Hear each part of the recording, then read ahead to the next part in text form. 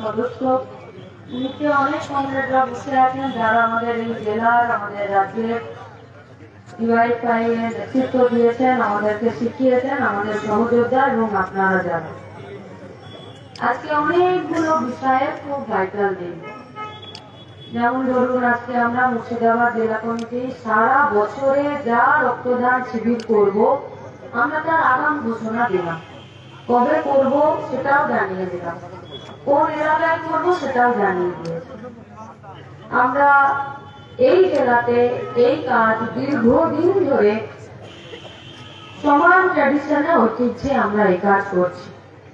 আবার যখন এখানে যুব ডিওয়াইএফআই এর নেতৃত্বে এই ভগবান গোলার সাধারণ মানুষ এই রক্তদানের আন্দোলনকে সফল করার জন্য এই ক্যাম্পে রক্ত দিচ্ছেন, তখন এদেশের সরকার গরিব মানুষের রক্ত চোষার জন্য পার্লামেন্টে বাজেট পেশ করছে।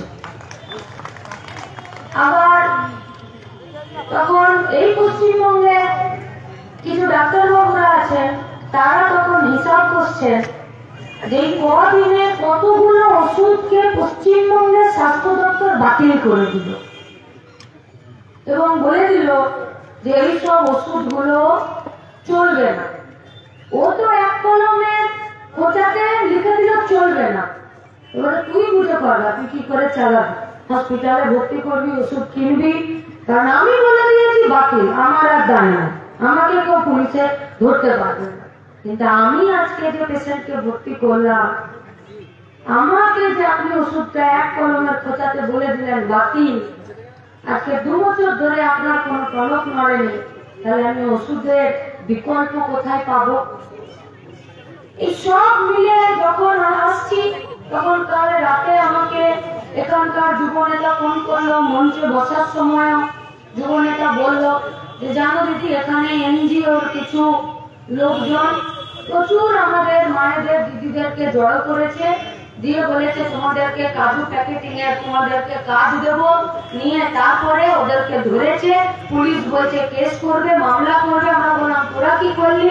বলছে আমরা এখনো পর্যন্ত কিছু করিনি, তবে অন্তত পক্ষে এটুকু হয়েছে যে ভগবান গোলার আমাদের মা বোনেরা দিদিরা অন্তত পক্ষে এটুকু বুঝলো যে সরকারের মুরদ নেই, তাহলে নন গভর্নমেন্ট অর্গানাইজেশনেরও মুরদ নেই, আর পুলিশের কাছে সরকারের লোকরাও জেলে, আর এদের বিরুদ্ধেও মামলা হয়েছে। এই সব যখন শুনছি, আর আমাদের জেলা সেক্রেটারি সন্তু, আমাদের রাজ্যের সম্পাদক মন্ডলীর সদস্য, ও একটা কথা বলতে গিয়ে বললো যে ডিওয়াইএফআই রাজ্য কমিটি বিগত 12-13টা দিনে কাজের দাবিতে, অন্যায়ের বিরুদ্ধে, দুর্নীতির বিরুদ্ধে, স্বাস্থ্যের দাবিতে, 2 নম্বরের বিরুদ্ধে টানা লড়াই করে গেছে। শুধু 12 দিন ধরে না, ডিওয়াইএফআই এটাই করে। সেখানে আরো এই ধরনের ঘটনাগুলো আসছে, তখন আমার না একটা গল্প মনে পড়ে যাচ্ছে। আগে খুব বাসে ডাকাতি হতো, শুনেছেন? দেখবেন সাউথের সব চ্যানেলগুলো এখন ডাবিং করে হিন্দি করে হয় না, আর ফেসবুকে ছোট ছোট ভিডিও আছে, দেখেছেন? এই বাসে এখন ডাকাত পড়েছে, দিয়ে সবার কাছ থেকে লুটপাট মারধর করছে, এর কাছ থেকে ওর কাছ থেকে যে দিতে চাইছে না তার কান ধরে খাবলে টেনে নিচ্ছে, কানে কাউকে থাপ্পড় দিয়ে নাকের খুলে নিচ্ছে, কারো চুড়ি বালা খুলে নিচ্ছে, কারো যেটুকু যা পয়সা আছে ঘড়ি টড়ি সব কেড়ে নিচ্ছে। এসব করতে করতে একজন একটা মেয়ে, সে খুব কান্নাকাটি করছে, বলছে এইটুকুই আমার আছে, ছেড়ে দাও আমাকে। তখন একটা ডাকাতের ওর উপরে মায়া হয়েছে, তুই বলছে তোর নাম? বলছে আমার নাম চম্পা। এই বলেছে আমার নাম চম্পা, সেই চোখ মুছছে ডাকাত, দিয়ে ঠিক আছে তুই পালা, তোর কাছ থেকে কিছু নেব না। পিছনে সিটে বসে থাকা একটা লোক, সে ভাবছে কি ব্যাপার, চম্পা কোথা, ডাকাত নরম হয়ে গেল। সেও বলছে আমাকে ছেড়ে দিন, আমার কাছে এটুকুই আছে, বাড়ি যেতে হবে, বাড়িতে আমার ছোট ছোট বাচ্চা। বলছে তোর নাম কি? আমার নাম এমনিতে হিরে হিরো না, কিন্তু লোকে আমাকে ভালোবেসে চম্পা বলেই ডাকে। যেই না বলেছে চম্পা বলে ডাকে, ওকে তো চড়াম চড়াম করে থাপ্পড় দিয়েছে। বলছে ও চম্পা বললো কাঁদলে, আমি চম্পা বললাম তো আমাকে মারলো। বললো চম্পা নাম ছিল চম্পা, তুই ওইটাকে নিয়ে আমার সঙ্গে চালাকি করেছিস। তাই বাজেট, থানা থেকে ব্লাড ডোনেশন ক্যাম্প, এনজিওর কাজু প্যাকেটিং করা আর ওষুধ বাতিল করে দেওয়া। ভোটের আগে সবাই হিন্দু মুসলমান, ভোটের পরে কিন্তু সবাই বলির পাঠা, কাউকে বাদ দেবে না। তাই চম্পা একবারই নাম হবে, চিরকালের জন্য কেউ ভালোবাসার লোক হবে না। বুঝতে কি পারছি আমরা? আজ 101 জন ব্লাড डोनेशन করেছে। भारतवर्ष की सरकार ये बोल रही है कि अपने देश में खाने का भूखमरी हो गया है। पूरा दुनिया भर का जितना देश है सबका एक तो लिस्ट तैयार किया गया है। उस लिस्ट में भारतवर्ष पीछे की तरफ आते हैं कि एखानकार मानुष पेट पूरे 3 বেলা খেতে পর্যন্ত পায়। उसी भारतवर्ष का जब बजट पेश होता है, आज दोपहर बजट पेश হয়েছে, उसी बजट में ना तो আমাদের রেশনিং সিস্টেমে 1 টাকাও বেশি বরাদ্দ করলো, না তো কৃষকদের কাছ থেকে ফসল কেনার জন্য টাকা বাড়তি বরাদ্দ করলো, না তো চাষে ভর্তুকি দেওয়ার জন্য কোনো টাকা বরাদ্দ করলো, আর না তো গ্রামের 100 দিনের কাজের টাকাতে 1 টাকা বাড়ালো। তাহলে কোথায় যাবে? আগামী দিনে রক্ত নেবার লোকের সংখ্যা বাড়বে আর রক্ত দেবার লোকের সংখ্যা কমবে। डॉक्टर साहब आए थे ना सुबह ब्लड लेने के लिए, जे क्यों गए ब्लड दीदी तो पावे नेबे ब्लड डॉक्टर ना नहीं नेबे ना तो তাহলে ক্রাইটেরিয়া থাকে তো এই হলো ব্লাড নেব না, ওই হলো ব্লাড নেব না। আচ্ছা ব্লাড নেবা, রক্ত নেবা প্রথম ক্রাইটেরিয়া কি? প্রথম ক্রাইটেরিয়া হলো একটা সুস্থ সবল মানুষের ওজন, উচ্চতার, বয়স যদি ঠিক থাকে তবে সে ब्लड डोनेट করতে পারে। अगर आपको विश्वास नहीं है तो 2024 से पहले, लोकसभा चुनाव से पहले এই ভগবান গোলার পঞ্চায়েতে গ্রাম দায়িত্ব আমরা কমরেড মোহাম্মদ সেলিমকে এবং এখানকার কংগ্রেসের ক্যান্ডিডেটকে বিধানসভার উপনির্বাচনে ভোট দেওয়ার জন্য তো ঘরে ঘরে গিয়ে আমরা ক্যাম্পেইন প্রচার করেছিলাম। সেই গ্রামগুলোতে গিয়ে এই পুলিশ যারা তৃণমূলের বাসের খোঁচাটা পিছনে দিয়ে আর উপরে হাওয়ায় খাচ্ছে, এরা তো পড়ে যাবে কিছুদিন পর।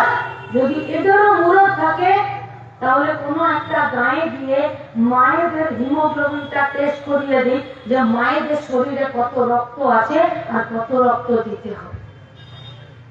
এর থেকে পরিষ্কার বোঝা যাবে কি অবস্থা গোটা দেশের, আমাদের বাচ্চাদের, আমাদের মায়েদের আর বেশিরভাগ সাধারণ মানুষের। রক্তদান দান করাটা একটা আন্দোলন হতো, বাম ছাত্র যুবরা সেটা সামাজিক আন্দোলনের জায়গায় নিয়ে গেছে। क्या सिर्फ वहीं पर আমাদেরকে দাঁড়িয়ে থাকতে হবে? না, ডাক্তাররা কি বলে যে আমাদেরকে শুধু রক্তের মধ্যে যে জলটা আছে সেই জলটা লাগবে, প্লাজমা বলে। কেউ বলে না রক্তের 5%টা লাগবে। তাহলে আমি যখন রক্তটা ওই পাউচে ভরছে তখন কি সেটাকে আলাদা করা যায়? যায় না তো। তাহলে সেটাকে আলাদা করার জন্য তো মেশিন লাগে, মেশিনটা চালানোর জন্য তো লোক লাগে, সেটাকে সংরক্ষণ করার জন্য, প্রিজার্ভ করার জন্য তো হসপিটালে উন্নত মানের ব্লাড ব্যাংক লাগবে। আর এই গোটা ব্যবস্থাটা তো সরকারি ভাবে করতে হবে। मतलब जो वो मशीन तैयार करता है उस कारखाने में भी श्रमिक का उससे ज्यादा रिक्रूटमेंट होगा। जो ये मशीन का চালাবে তাকে সরকারি হসপিটালে কাজ দিতে হবে। যে ওই রক্তটাকে সেগ্রিগেশন করে আলাদা আলাদা পার্ট করে দিয়ে একটা উন্নত মানের ব্লাড ব্যাংকে ওই রক্তটা সংরক্ষণ করবে, প্রিজার্ভ করবে, তার জন্য লোক লাগবে। বুকে হাত দিয়ে বলুন তো মুর্শিদাবাদের কটা সরকারি হসপিটালে বা জেলা হসপিটালে এই ব্লাড কে আলাদা আলাদা সেগ্রিগেশন করার জন্য তার কটা মেশিন আছে, কটা পরিকাঠামো আছে, কত লোক নিয়োগ করলো? बस बोलने से हो जाएगा, चिल्लाने से हो जाएगा? ये बात कभी टीवी में आता है कि একটা ব্লাডের জন্য কুত্তার মতন 4 বার দৌড়াতে হয় ব্লাড ব্যাংকে? কাজে ব্লাড পাওয়া যায় না সব সময়? প্রাইভেট নার্সিং হোম গুলোতে ব্লাডের জন্য এক্সট্রা টাকা দিতে লাগে। সরকারি হসপিটাল গুলোতে ব্লাডের দালালি চলছে, বিক্রি চলছে, पता नहीं है। এই রাজ্যের স্বাস্থ্য দপ্তরকে জানে না? রক্তদানের সংখ্যা শিবির প্রতিদিন কমছে, জানে না? আপনারা ব্লাড দিয়েছেন, সরকার কত টাকা টিফিনে বরাদ্দ করেছে, আর এই ভগবানগোলা থানাতে চলে যান, তারা ব্লাড দিয়েছে, তাদেরকে সরকার কত টাকা টিফিনে দিয়েছে।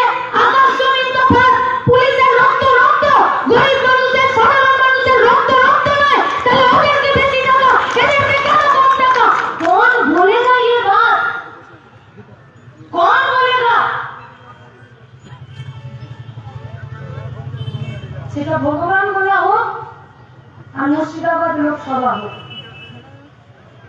আর দিল্লি সরকারের পার্লামেন্টে বসে থাকা লোক হোক আর পশ্চিমবঙ্গে বিধানসভায় বসে থাকা নির্বাচিত লোক হোক বা মুর্শিদাবাদ জেলা পরিষদের মধ্যে পঞ্চায়েত মেম্বার থেকে শুরু করে জেলা পরিষদের সভাধিপতি পর্যন্ত হোক, किसी का मुंह में जबान नहीं है ये सब बात बोलने के लिए। যারা বলবে তারা একটা টুমাটার কেস খাবে, যারা বলবে তারা জেল কাটবে। যেখানে মঞ্চে আছে আমাদের DYFI secretary, president, secretariat member, নিচে বসে আছে মাস্টারমশাই, খালো না জেল কৃষকদের জন্য, খেত মজুরদের জন্য, সারের কলকাতারি বন্ধ করার জন্য, চাষে যে এক্সট্রা বিদ্যুতের মাসুল গুনতে হচ্ছে তার জন্য, সার বীজের জন্য, কৃষকের ফসলের উৎপাদনে যে খরচ হচ্ছে তার ভর্তুকি দেওয়ার জন্য, 100 দিনের কাজের জন্য, যে ফসল তৈরি করছে সেই ফসল সঠিক দামে সরকারকে কিনতে বাধ্য করার জন্য, সেই ফসল কোন কোস্টরে যে জমা করবে তার খরচ কমানোর জন্য আন্দোলন করতে গেল ডিওয়াইএফআই নেতারা, বর্তমানরা, প্রাক্তনীরা, কৃষক, ক্ষেত মজুর, শ্রমিকদের সাথে বহরমপুরে ডিএম অফিস অভিযান করলো। আমাদের কমরেডরা 20 দিন, 21 দিন, 14 দিন জেল খাটলো। বলতা है कोई? জামিন পেয়ে বেরিয়েছে, কেস উঠে গেছে না? প্রতিদিন এই লড়াই চলছে পশ্চিমবঙ্গে, প্রত্যেকটা দিন। তাই আজকে রক্তদান ক্যালেন্ডার আমাদের কাছে আনুষ্ঠানিক প্রকাশ করা আপনাদেরকে পাশে পাওয়ার উদ্দেশ্যে कि हम लोग दूसरे दुनिया से आकर यहाँ कुछ बदलने के लिए পিছনে লাইট লাগিয়ে আসেনি। আমাদের 10খানা হাত নেই, পরীর মতন পিঠে দুটো আমাদের পাখা নেই, আর পায়ের নিচে এমন কিছু নেই যে যা দিয়ে আমরা এই গোটা সিস্টেমটাকে পাল্টে দিতে পারবো। কিন্তু আমরা জানি আমাদের বুকে সাহস আছে, চোখে স্বপ্ন আছে, আর আমরা সব আর আপনাদের দিকে আমরা হাত বাড়িয়ে দিয়েছি। আর মানুষ ঠিক করবে, আর মানুষ আশীর্বাদ করবে, যে মানুষের আশীর্বাদ নিয়ে এই ব্যবস্থার বদল আমরা ঘটানোর জন্য আপনাদের দিকে হাত বাড়াতে এসেছি।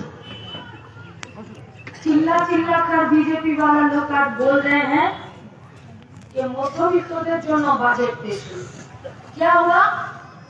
বললো 12,75,000 টাকা পর্যন্ত যাদের ইনকাম বছরে, তাদেরকে কোনো ট্যাক্স দিতে হবে না। একবার এখানে যারা বসে আছেন তারা হাত তুলে বলুন, মাস গেলে কার 1 লাখ টাকা ইনকাম? মাস গেলে কার 1 লাখ টাকা বলুন এখানে। তাহলে যে বেতন উইথড্র করবে, যে ইনকাম করবে, যার খাই আছে, তাকে 12,75,000 টাকা ট্যাক্স দিতে হবে না। আপনি বাচ্চার জন্য বিস্কুট কেনেন, বিস্কুটের দাম কমলো? আপনি বাড়ির জন্য ইলেকট্রিক বিলের দাম দেন, আপনার জন্য বিল কমলো? আপনি ভগবানগোলা থেকে বহরমপুর মেডিকেল কলেজে পেশেন্ট নিয়ে যাবেন, আপনার বাসের ভাড়া কমলো? বইয়ের জন্য 2 জোড়া শাড়ি কিনবেন, কাপড়ের উপরে জিএসটি কমলো? মুর্শিদাবাদ, বীরভূম, বাঁকুড়া, বর্ধমান সকালে থেকে রাত পর্যন্ত সারাদিনে মানুষ অন্ততপক্ষে 2 বার মুড়ি খায়, মুড়ির উপরে জিএসটি কমলো? আটার উপরে কমলো? চালের উপরে কমলো? না। किस बात का बगल বাজাচ্ছেন বাবা আপনারা যে মধ্যবিত্তদের জন্য লাভ হলো? আরে গরিব মানুষের ট্যাক্স ফাইল করার ফাইলটা নেই, কিন্তু গরিব মানুষ প্রস্তুর মতন কোমরে পেটে গামছা বেঁধে একটা দেশলাই কিনলেও ট্যাক্স দিচ্ছে, একটা মোবাইল কিনলেও ট্যাক্স দিচ্ছে, বাচ্চার জন্য একটা কপি খাতা পেন কিনলেও তার জন্য ট্যাক্স দিচ্ছে। সেখানে কি কিছু কমলো? খুঁটিয়ে নাক দেখাচ্ছেন। क्यों? किस लिए? কাদের জন্য? ক্যান্সারের ওষুধের দাম কমিয়েছে। দাঁত হাতা চুলকানি, জ্বর সর্দি, দাঁতের ব্যথা, সুগার, প্রেসার, হার্টের রোগের ওষুধের দাম কবে কমবে? কোন বাড়িতে সুগারের পেশেন্ট নেই? কোন বাড়িতে প্রেসারের রোগী নেই? করোনার পরে কোনটা বাড়িতে হার্টের প্রবলেম হচ্ছে না?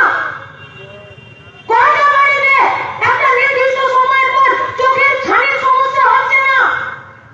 হাত তুলে বলুন, এক একটা গায়ে এক একটা পঞ্চায়েতে বাড়ি বাড়ি সামনে করলে নির্দিষ্ট সময়ের পর কার পেটে পাথর হচ্ছে না, কিডনিতে পাথর হচ্ছে না, তার জন্য ওষুধ কোথায়? তার দাম কোথায় কমলো? এমনি এমনি বগল বাজানো সময় মিলে खबरों का कागज से, प्रिंट का मीडिया से लेकर इलेक्ट्रॉनिक मीडिया और किछु नेतारा আর বলবে পশ্চিমবঙ্গ কিছু পেল না। আচ্ছা তোমাদের কি দায় আছে বলো না ওষুধের দাম কমানোর জন্য? বলছে আমাদের কোনো দায় নেই, আমাদের শুধু দায় আছে জাল স্যালাইন বানিয়ে দেওয়ার। বানিয়ে দিয়েছি, বাজারে ছেড়েও দিয়েছি, লোক মরেও গেছে, এবার তোরা ঘুরি ওরা।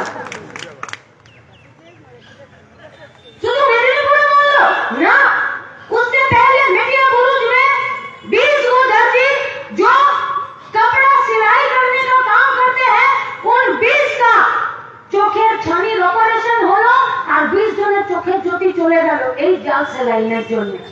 কবে? 2023 সালের শুরুতে। 23 গেল, 24 গেল, 2 বছর, 25শে জানুয়ারি শেষ হয়ে আজকে ফেব্রুয়ারির 1 তারিখ হয়ে গেল। এতদিন পর্যন্ত জাল সেলাইন ধরতে পারলে না তোমরা? কলমের খোঁচাতে বলে দিলে যে এই কোম্পানির স্যালাইন চলবে না, তাহলে কোন স্যালাইন চলবে? তার কি মজুদ আছে? তার কি বিকল্প আছে? হসপিটালগুলোতে বিকল্প স্যালাইন রাখলে কেন রাখলে না? এই স্যালাইন তো সরকারি হসপিটালে 2 টাকার টিকিটে ফ্রিতে পাওয়া যেত, আর ফেয়ার প্রাইস সবে 13 টাকাতে পাওয়া যেত। সেই স্যালাইনটা আজকে 65 টাকাতে বাজার থেকে কিনতে হবে গরিব মানুষকে। गए थे हम लोग মেদিনীপুর में, 5টা পোয়াতির বাচ্চা হচ্ছিল, একটা পোয়াতি ওখানেই মরে গেল, একটা বাচ্চা বাড়ি গিয়ে মরে গেল, আর একটা বাচ্চাকে পরশুদিন এসএসকেএম নিয়ে আসা হয়েছিল।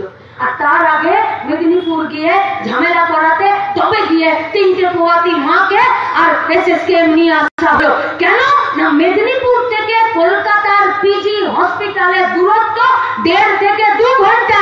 পুলিশ সবকটা সিগন্যালকে লাল সিগন্যাল করে দিল, গ্রিন সিগন্যাল করে দিল ওই 3টে অ্যাম্বুলেন্সের জন্য।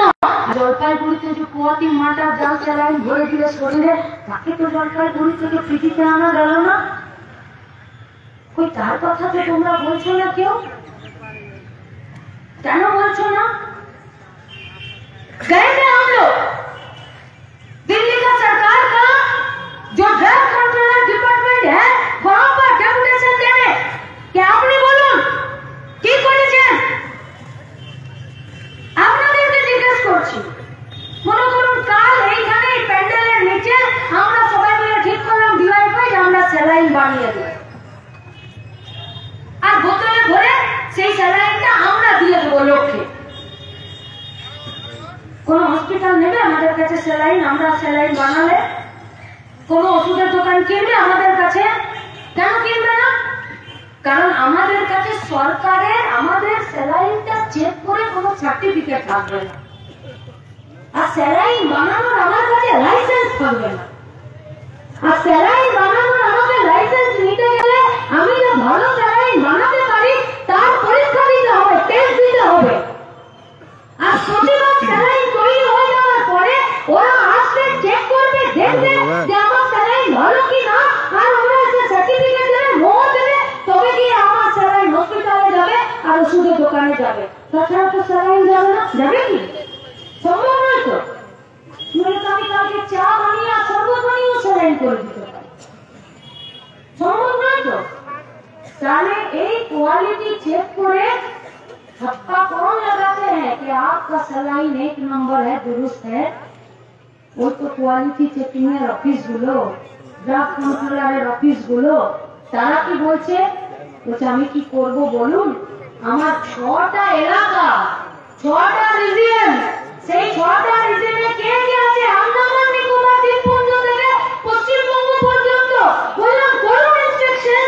বলছে 4টা মাত্র ইন্সপেক্টর আছে, কে কোথায় যাবে বলুন?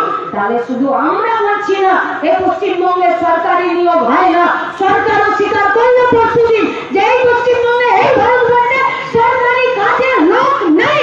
তার জন্য আমাদের স্যালাইন, আমাদের ওষুধ ঠিক মতো চেক আপ করা যাচ্ছে না।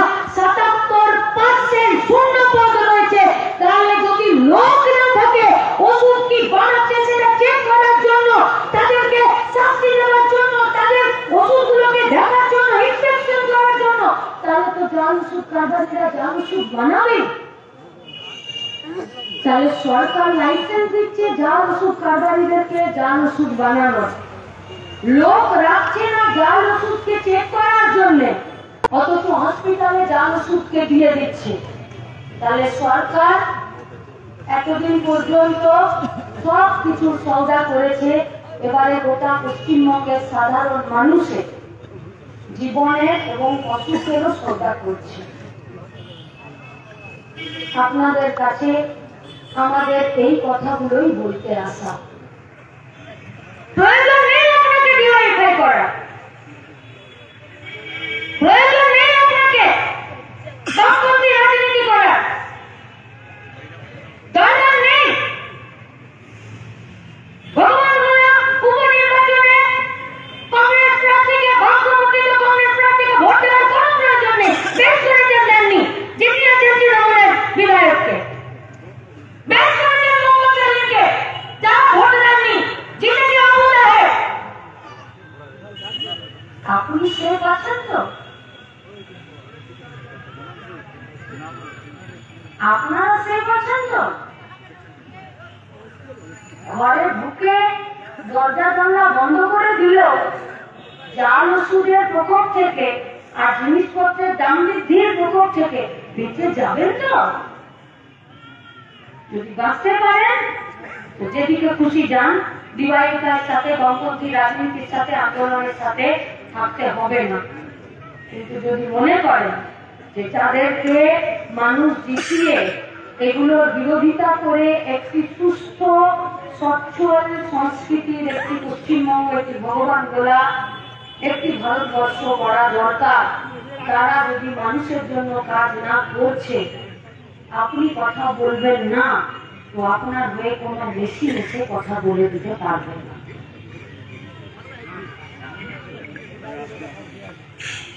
উপায় একটাই, লড়াই করতে হবে। কি করে লড়াই করবেন? লড়াই করবো যদি সবাই রাস্তায় বেরোবে। সবাই মানে কে? সবাই মানে কে?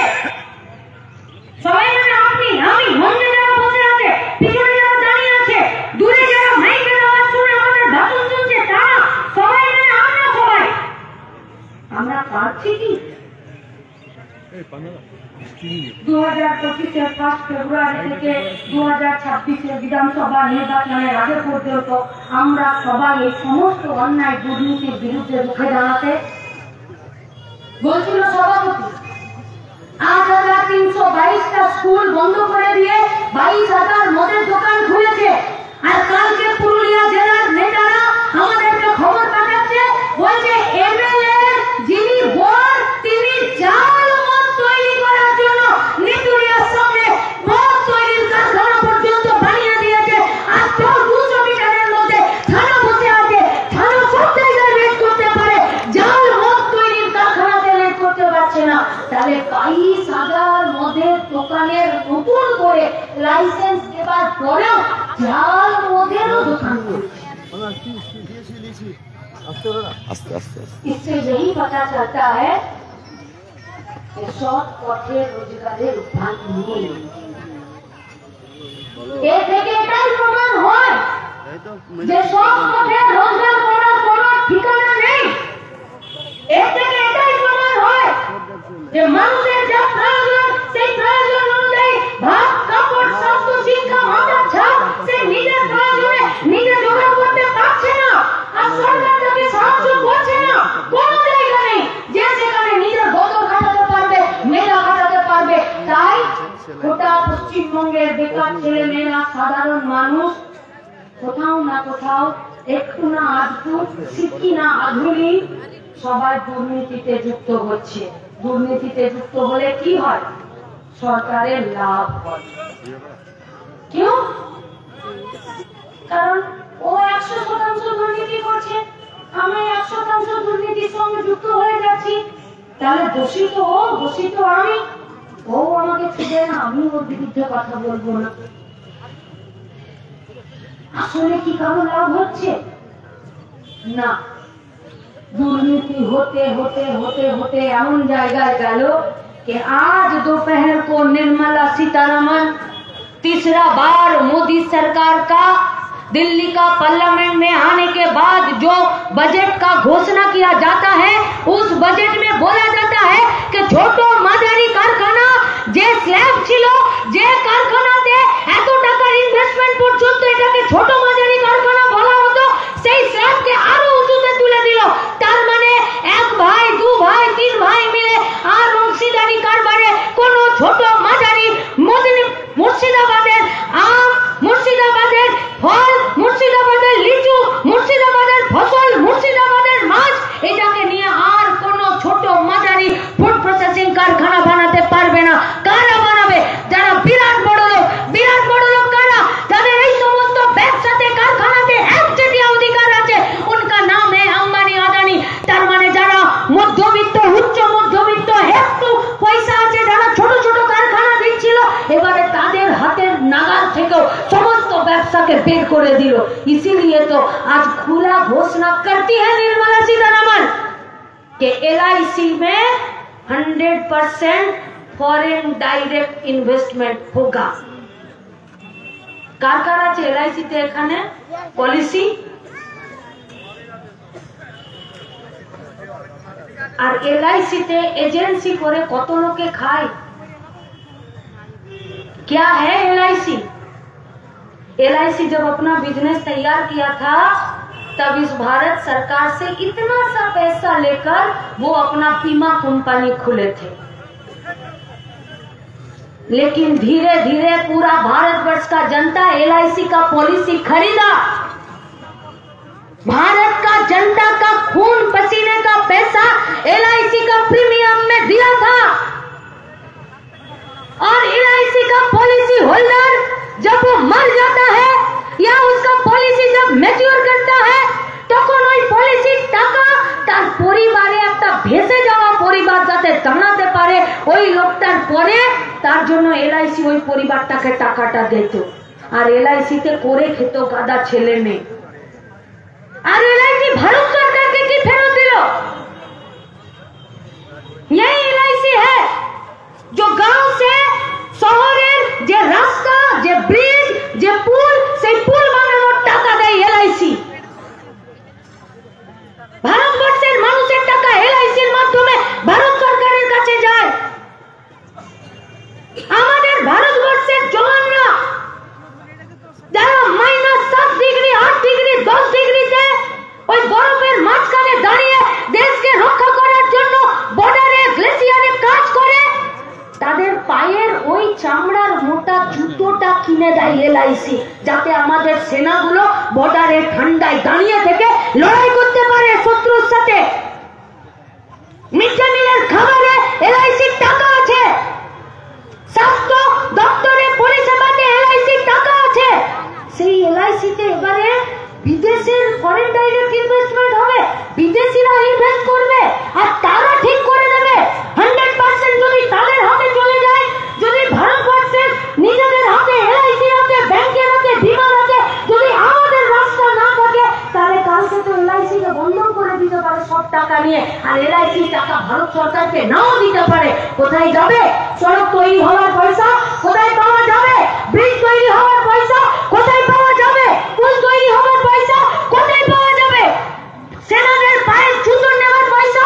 কোথায় পাওয়া যাবে মিড ডে মিলে আমাদের টাকা?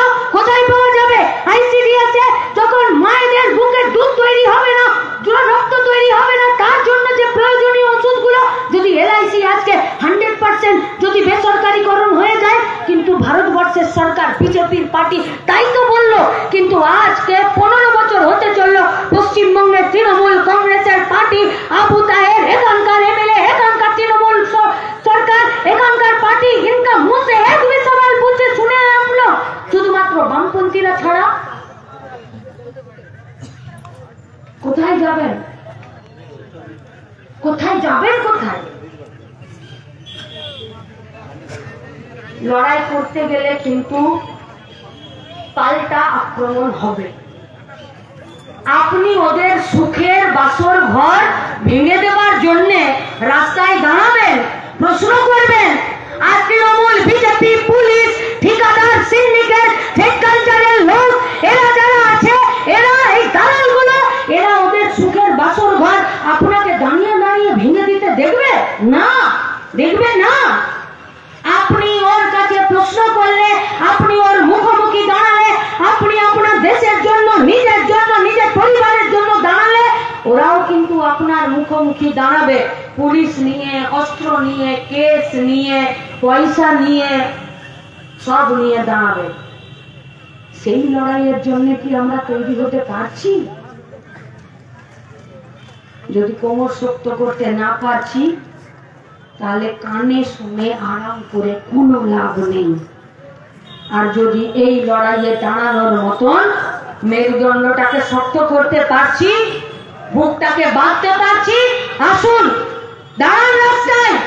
সামনের সারিতে ডিওয়াইএফআই থাকবে, মার খেলে খাবে ডিওয়াইএফআই, জেল গেলে যাবে ডিওয়াইএফআই, শহীদ হলে হবে ডিওয়াইএফআই, কিন্তু গোটা রাজ্যকে, ভগবান গোলাকে আর দেশকে বাঁচানোর লড়াইয়ে আপনাদেরকে আমরা আমাদের সঙ্গে সামিল হওয়ার আহ্বান জানাতেই এসেছি। নইলে নির্মলা সীতারমন বিজেপিরা দেশ বেঁচে দিচ্ছে, আর তৃণমূল কংগ্রেসের সরকারটা কিছু বেচতে পারছে না বলে হসপিটালের মর্গে থাকা ডেড বডি গুলোই বেঁচে দিচ্ছে। এই বেচার বিরুদ্ধে যে লড়াইটা, সেই লড়াইয়ের জন্য রাস্তায় দাঁড়িয়ে বুক চিপিয়ে সাহসের সাথে লড়াই করার আহ্বান জানিয়ে আমার কথা শেষ করছি। ইনকালাব জিন্দাবাদ, ডিওয়াইএফআই জিন্দাবাদ।